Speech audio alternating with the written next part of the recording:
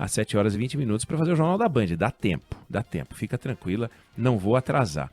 Ô, Débora, hoje eu lia uma entrevista com o ministro da Casa Civil, Ciro Nogueira, e perguntado naturalmente muito sobre a eleição, perguntaram de Lula, de Bolsonaro, enfim, mas esquece essa parte.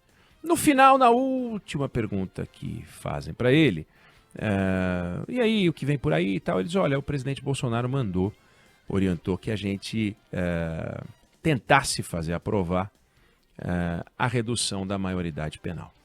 E eu queria aproveitar esse gancho deixado pelo ministro Ciro Nogueira para falar da redução da maioridade penal. Da maioridade penal, né?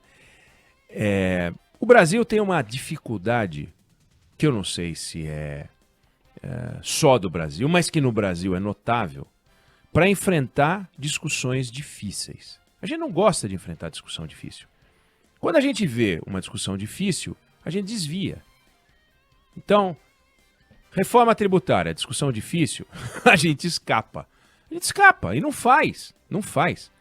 Demorou 30 anos para fazer uma reforma da Previdência.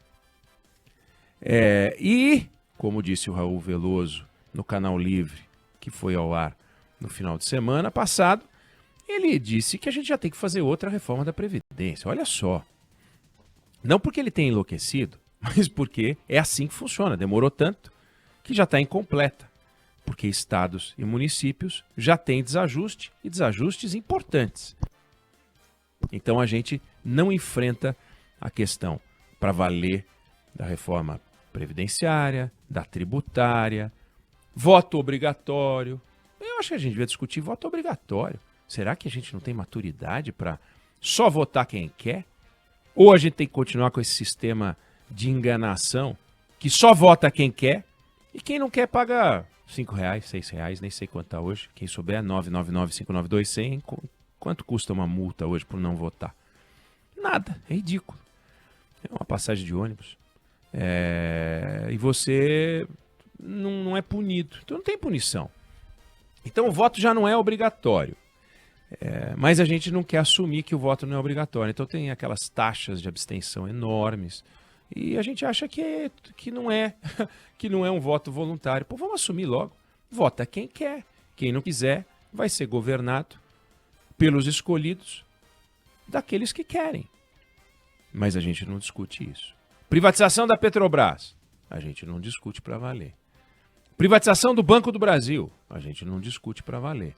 A gente evita discutir. Fim da reeleição. Reeleição, fim da reeleição. Eu sou favorável, eu sou contra. Aborto. Pode discutir, não pode discutir. Está no Supremo, não está no Supremo. Não vamos discutir, vamos. A gente tem que discutir e tirar da frente. Discutir e tirar da frente. Mas não passou a privatização da Petrobras. Tudo bem, vamos para a próxima questão. Vamos discutir outro assunto. O aborto de vez foi proibido porque perdeu no voto, Câmara e Senado, o Supremo derrubou. Tá bom, acabou, vamos discutir outro assunto. Mas não, fica eterna a discussão, E uma dessas eternas discussões é a maioridade penal. É uma discussão eterna. A gente tem que enfrentar essa discussão. Tá certo dividir as pessoas em dois grupos. Todos que têm mais de 18 anos são iguais e todos que têm menos de 18 anos são iguais. O camarada que tem 17 anos, 11 meses é absolutamente diferente do camarada que tem 18 anos feitos hoje de manhã. Então, se ele cometeu um crime e fez 18 anos hoje de manhã e o crime foi cometido depois do horário que ele nasceu, porque eu não sei como é que faz para definir isso, imagino que é no dia, aí ele está sujeito às punições de um tipo. Mas se ele cometeu o crime na véspera, ele está sujeito às punições de outro tipo. É assim que funciona? O argumento, e é um argumento que não é lógico, mas o argumento é que o adolescente, ele está em desenvolvimento físico e psíquico e está formando a sua personalidade. Perfeito. Que se completa no dia que ele completa 18 anos. 18 anos, agora eu sou física e psicológica e psiquicamente maduro e a minha personalidade está 100% formada. O que não é verdade. O que não é verdade. Então, se não é verdade, você pode discutir e pode perder a discussão se você defende a redução da maioridade e pode ganhar a discussão se você defende. Pouco importa, mas nós temos que resolver esse negócio. Existe uma máquina do crime que, muito rápida, muito ágil, entrega para os menores de idade responsabilidades e tarefas criminosas para que eles se livrem do crime e o mais jovem vai lá e é o fogueteiro que segura o foguete lá para avisar que a polícia está entrando na boca, é o aviãozinho que leva a droga, é o assaltante, dão a arma para ele, ele mata. Todos os números, não importa. Pega os dados de 2010, você vai ler. Nos últimos 10 anos aumentou o número de jovens apreendidos envolvidos no crime. Aí você pega um dado de 2015, nos últimos 10 anos aumentou o número de jovens. Aí você pega um dado de 2020, no número de 10 anos aumentou o número de jovens. Todos os anos está aumentando o número de jovens apreendidos, envolvidos no crime. Aí alguém vai dizer, não, mas, pera, se a maioridade penal, a redução da maioridade penal fosse resolver aqueles que têm mais de 18 anos não cometeriam crimes, porque eles já são atingidos pelo Código Penal na sua plenitude, e você, com o Código Penal rigoroso, etc., você não teria tantos crimes dos maiores de idade. É um bom argumento. Então, a simples redução da maioridade penal e a inclusão de pessoas mais jovens no Código Penal, semelhante àquele que vale hoje para as pessoas com mais de 18 anos, obviamente não vai resolver coisa alguma. Coisa alguma. Até porque, se você reduzir a maioridade penal para 16 anos, como aliás há uma proposta de emenda constitucional que tramita desde 1993. O Brasil ainda tinha inflação, Débora, não tinha sido aprovado o Plano Real. 1993. Um deputado apresentou uma PEC que ela está tramitando até hoje no Congresso Nacional. Ano que vem faz 30 anos. Não vai votar esse ano. O Ciro Nogueira disse que o presidente pediu, mas não vai votar. Não vai votar. A gente não aprova a reforma tributária, vai aprovar uma medida dessa de costume, sendo que o presidente do Senado é contra discutir isso de afogadilho. E vamos combinar que discutir isso agora. Agora, vamos lá, antes da eleição temos que aprovar a maioridade. O Rodrigo Pacheco já deu sinais de que isso ele não põe para votar. Isso não. Ele não é contra discutir, mas isso ele não põe para votar. Então, se ele não põe para votar agora, vai completar 30 anos a PEC no ano que vem, porque é de 1993. 30 anos o Brasil não discutiu se quer ou se não quer mexer nesse troço. Pode isso. O deputado apresenta uma proposta, ela foi votada na Câmara, o Senado não vota. Está parado lá 6 anos no Senado. 6 anos. O deputado que apresentou, aliás, chegou a ser preso por corrupção em 2016. E depois recebeu os benefícios da lei para doentes e pessoas mais velhas. E depois um indulto, que é outro benefício da lei, e está em casa. Portanto, ele também se valeu de alguns benefícios da lei, mas ele questiona esse benefício da lei. Mas eu acho que é um bom questionamento e deve ser discutido sim.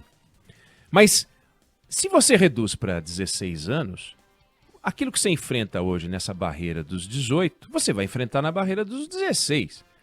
Todo mundo sabe disso. Então, em vez de dar a missão criminosa para o cara de 16, você vai dar a missão para o cara de 15.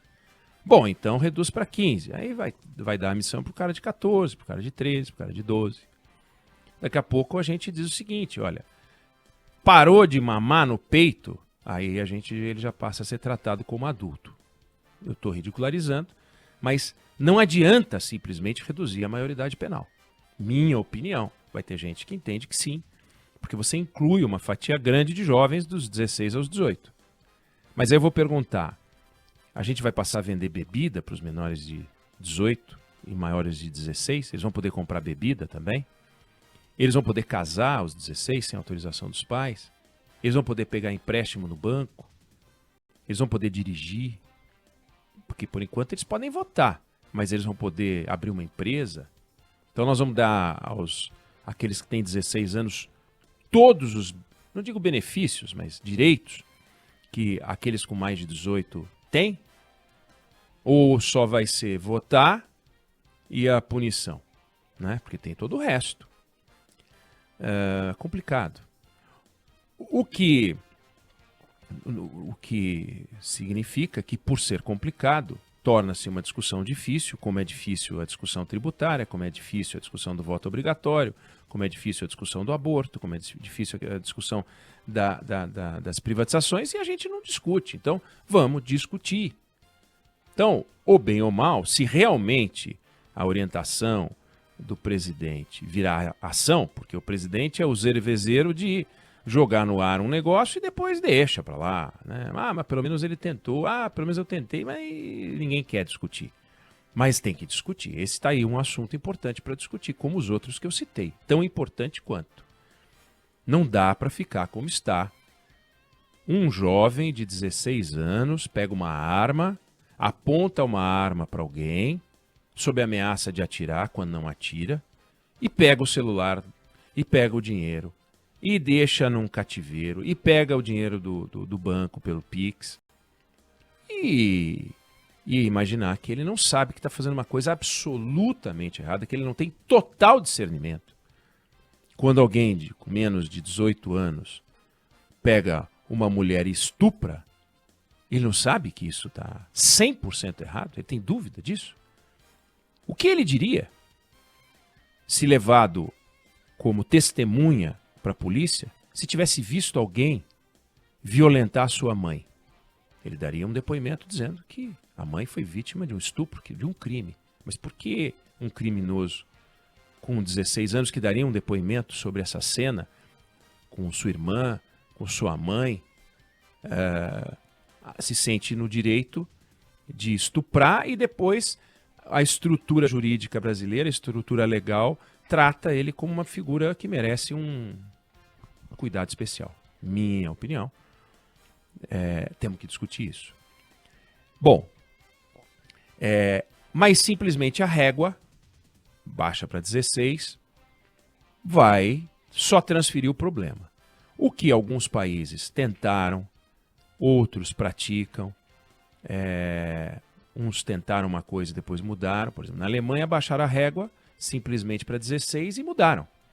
Outros países fazem algo que me parece o caminho mais maduro, mais civilizado, que existem dois tipos de gente no mundo penal. Acima de 18 não se discute.